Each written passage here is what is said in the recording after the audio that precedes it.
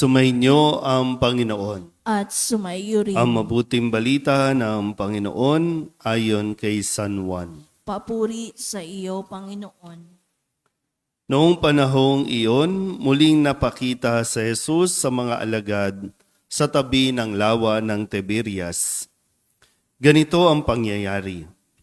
Magkakasama sina Simon Pedro, Tomas na tinaguriang kambal, Natanael na taga Cana, Galilea, ang mga anak ni Zebedeo at dalawang alagad. Sinabi sa kanila ni Simon Pedro, "Mangingisda ako. Sasama kami." Wika nila. Umalis sila at lumulan sa bangka. Subalit walang nahuli ng gabing iyon. Nang magbubukang liwayway na, tumayo si Jesus sa pampang. Subalit hindi siya nakilala ng mga alagad. Sinabi niya, "Mga anak, mayroon ba kayong huli?" "Wala po," tugon nila. "Ihulog ninyo ang lambat sa gawing kanan ng bangka at makauhuli kayo," sabi ni Jesus.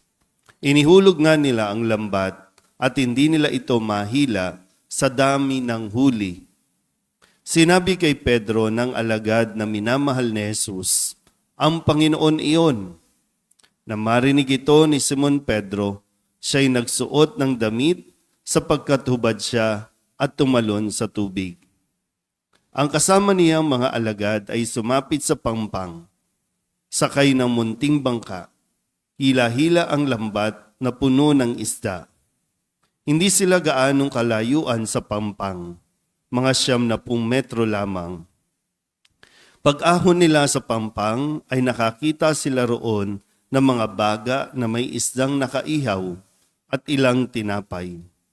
"Magdala kayo rito ng ilang isdang nahuli ninyo," sabi ni Jesus. Kaya't sumampa sa bangka si Simon Pedro at hinila sa pampang ang lambat na puno ng malalaking isda, 153 lahat. Hindi napunit ang lambat kahit gaano karami ang isda. "Halikayo at mag-almusal tayo," sabi ni Jesus. Isa man sa mga alagad ay walang nangahas magtanong sa kanya kung sino siya, sapagkat alam nila na siya ang Panginoon. Lumapit si Jesus, kinuha ang tinapay at ibinigay sa kanila. Gayon din ang isda. Ito ang ikatlong pagpapakita ni Jesus sa mga alagad pagkatapos na siya'y muling mabuhay. Ang mabuting balita ng Panginoon. Pinupuri ka namin, Panginoong Hesukristo. Isang magandang umaga po sa inyong lahat. Happy Easter po. Ngayon ay Biyernes, sa 8 araw na pagdiriwang ng Pasko ng Pagkabuhay at unang Biyernes po ng buwan ng Abril. Sa pagpapatuloy po ng kwento na kung saan si Jesus ay patuloy na bumibisita, nagpapakita sa kanyang mga alagad para buhayin muli ang kanilang mga kalooban. No? Hindi naman, siguro, no? Naintindihan ni Jesus ang emosyon ng isang tao dahil si Jesus ay isang tao din, no? Totoong tao at totoong Diyos.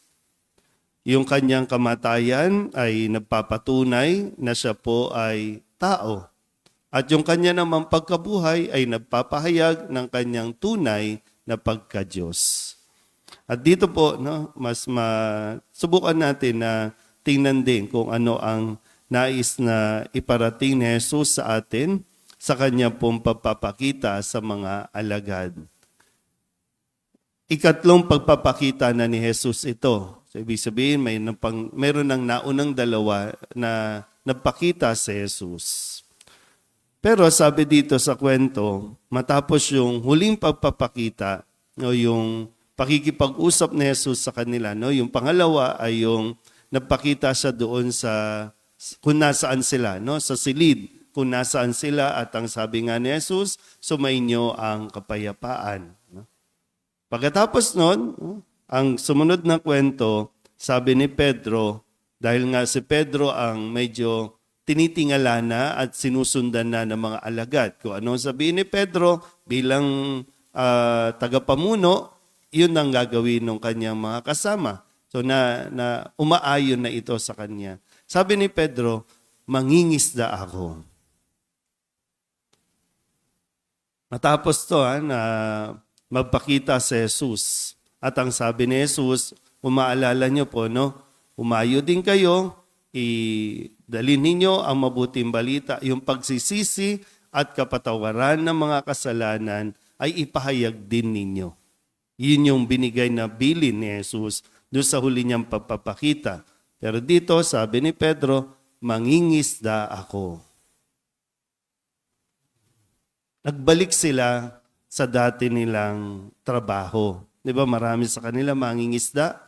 Nagbalik sila doon. Di ko alam kung ano bang nasa isipan ni Pedro at ng mga alagad kung bakit gusto nila ulit mangisda.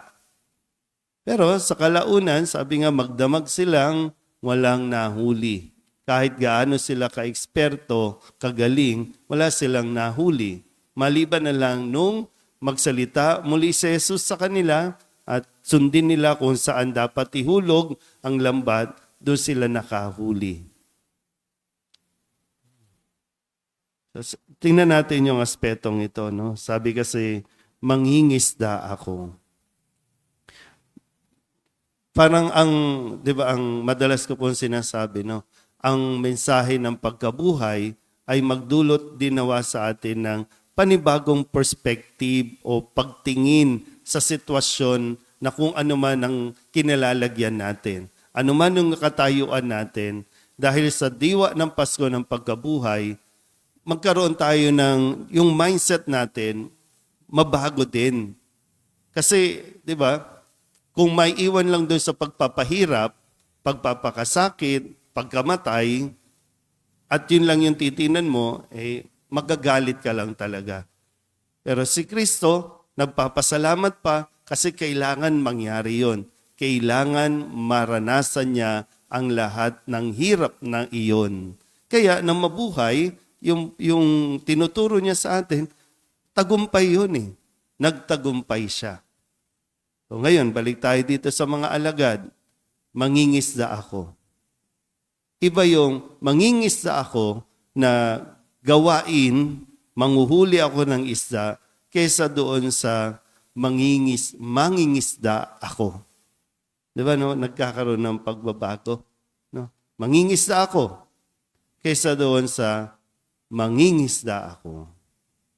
Kung ano man, paano mo iintindihin at uunawain na may pagbabago na sa buhay mo. May ibang mission. Mangingisda ka, pero ngayon ay sa ibang pamamaraan at sa kung paano nais ng Diyos tayo magiging mangingisda. Yung talento mo bilang mangingisda, hindi ka mangingisda, yung talento mo bilang mangingisda ang gagamitin ngayon para makakuha tayo, makahuli tayo ng mga tao na sasampa din sa bangka. Kaya nga sa unang pagbasa, di ba? Ito na si Pedro ngayon. Isang mangingisda. Pero ito, nagpapahayag na siya ng tungkol kay Kristo. Nakapagpapagaling na rin siya ng dahil kay Kristo. Isang mangingisda na gumagamit na at ipinapakilala ang pangalang si Hesus Kristo. Mangingisda siya. Pero hindi na yung nangingisda doon sa karagatan, sa tubig, kundi yung paanong manghuhuli na siya at kukunin niya. Kaya nga sabi, no, napakarami at libo-libong tao o 500 kalalakihan, higit pa, yung naniwala na at nanampalataya dahil sa pagpapahayag ni Pedro. Ngayon, sana po sa atin din, Pasko na ng muling pagkabuhay. Nabuhay na si Kristo. Ngayon, paano mo titingnan ang iyong sitwasyon? Ganun pa rin ba? Nandoon pa rin ba sa problema lang siya? Wala bang makikitang may opportunity lagi sa sitwasyon? Ngayon nga po, no, sabi nila, sobrang init. No? Sobrang init na. At namumblema tayo sa sobrang init. Pero mayroong mga taong nagiging opportunity ang sobrang init. Pag napapadaan po ako dito sa areang ito, yung mga warehouse, no?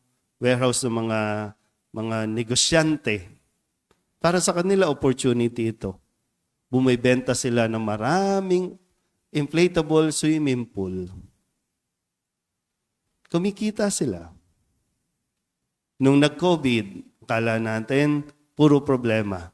Pero para sa iba, opportunity. Maraming yumaman sa pagbebenta ng face mask. Parang hindi ko alam, no? Sana hindi itong bagong pertussis, bagong virus.